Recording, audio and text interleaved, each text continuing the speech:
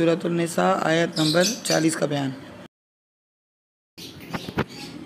औज़ुबिल्लाहि मिनश्शैतानिर्रजीम बिस्मिल्लाहिर्रहमानिर्रहीम रब्बि इश्रह ली सदरी व यस्सिर ली अमरी वहलुल उक़दतम मिन लिसानी यफ़क़हू क़ौली। अस्सलामु अलैकुम व रहमतुल्लाहि व बरकातुहू। सूरतुन निसा की ये जो आयत नंबर 40 है, इसका बयान बड़ा ही खूबसूरत बयान है और इसमें अल्लाह तबारक व तआला ने जिस तरह से अपनी रहमत, अपनी ब्लेसिंग का जिक्र किया और हदीस में जिस तरह से इसको इंटरप्रेट किया गया है, सही बुखारी और सही मुस्लिम यानी सही हैन में ये अहादीस मेंशन है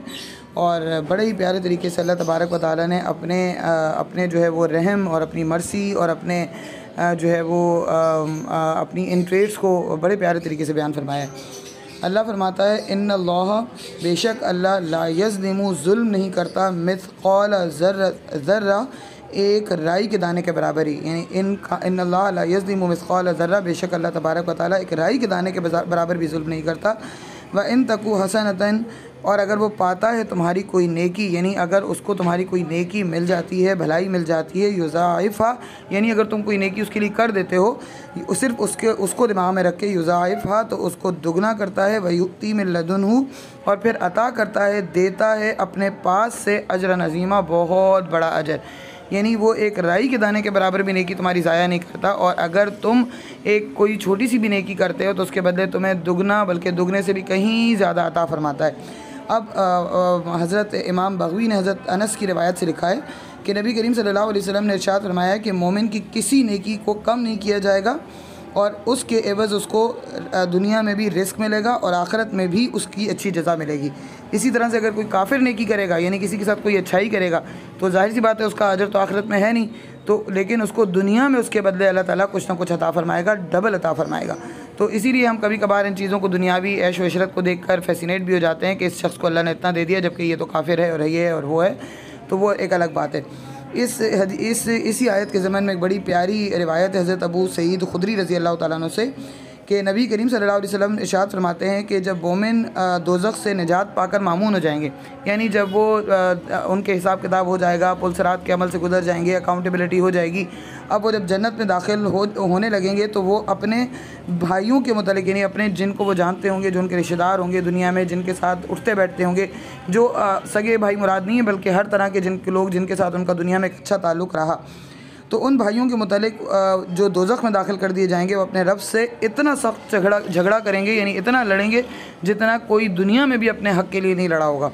तो वो झगड़ा करेंगे और वो अपने भाई के लिए अल्लाह ताला के सामने सिफारिश पेश करेंगे और अर्ज़ करेंगे, जैसे आयतुल कुर्सी में आता है कि कोई उसके सामने सिफारिश नहीं कर सकता जिसको वो चाहे, तो वो अल्लाह की तरफ से उनको इजाज़त होगी इस बात की, वरना अल्लाह से झगड़ा करना पॉसिबल तो नहीं है, ज़ाहिर सी बात है। तो वो अल्लाह से कहेंगे कि ऐ परवरदिगार, ये हमारे भाई हैं, हमारे साथ नमाज़ें पढ़ते थे, हमारे साथ रोज़े रखते थे, हमारे साथ उठते बैठते थे, हमारे साथ हज करते थे, तो इनको जो है वो हमारे साथ ही जहन्नुम से निजात अता फरमा।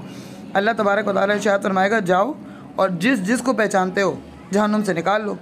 मोमिन जाकर उनको चेहरों से पहचान लेंगे, क्योंकि उनके आधे जिस्म आग से जल चुके होंगे, किसी के पिंडलियों तक, किसी के घुटनों तक, लेकिन अल्लाह तबारक व तआला ने उनके चेहरों को महफूज किया हुआ होगा, तो वो ये जाकर उनको पहचान लेंगे और उनको निकाल लेंगे। फिर अर्ज़ करेंगे कि या रब्बुल आलमीन, हमने तो इनको निकाल लिया जिनको तूने निकालने का हुक्म दिया था। अब अल्लाह तबारक व तआला इरशाद फरमाएगा कि फिर जाओ और जिसके दिल में एक दीनार के बराबर भी, दीनार एक सोने के सिक्के को कहते हैं, तो दीनार के बराबर भी ईमान हो, उसको भी निकाल लो।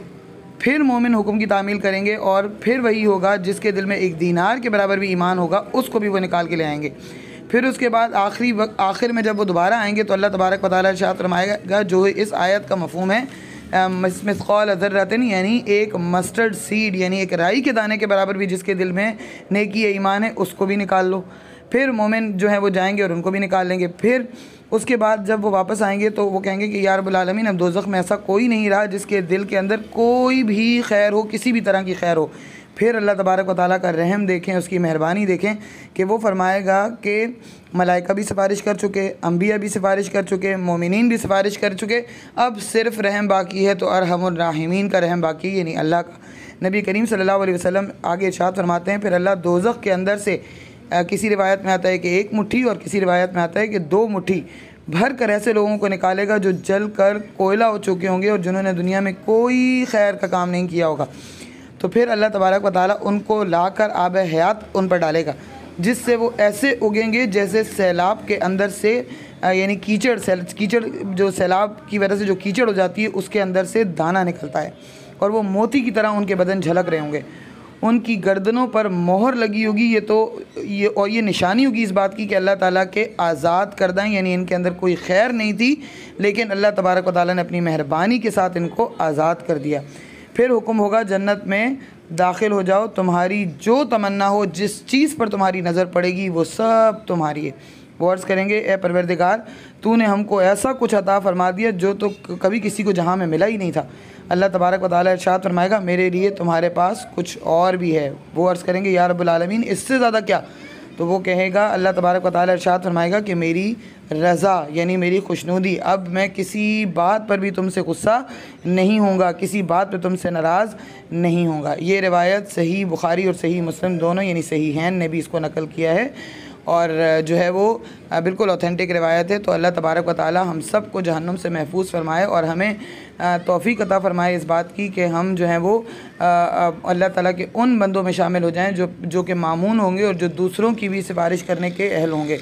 या रब्बुल आलमीन, हम रमज़ान के मुबारक महीने की बरकत से हम सब के गुनाहों को माफ़ फरमा और हम पर अपना रहम फरमा, और हमें हर किस्म की शर और आफ़तों से महफूज फरमा। हमारे मुल्क को अपनी हिफ्ज़ अमान में रख, जो मुश्किल हालात चल रहे हैं इनमें हमारे मुल्क को अपने अमन व अमान में रख, और हमें इसी तरह से आज़ाद मुमलिकत में रख। आमीन सुम्मा आमीन। जज़ाकुमुल्लाहु खैर।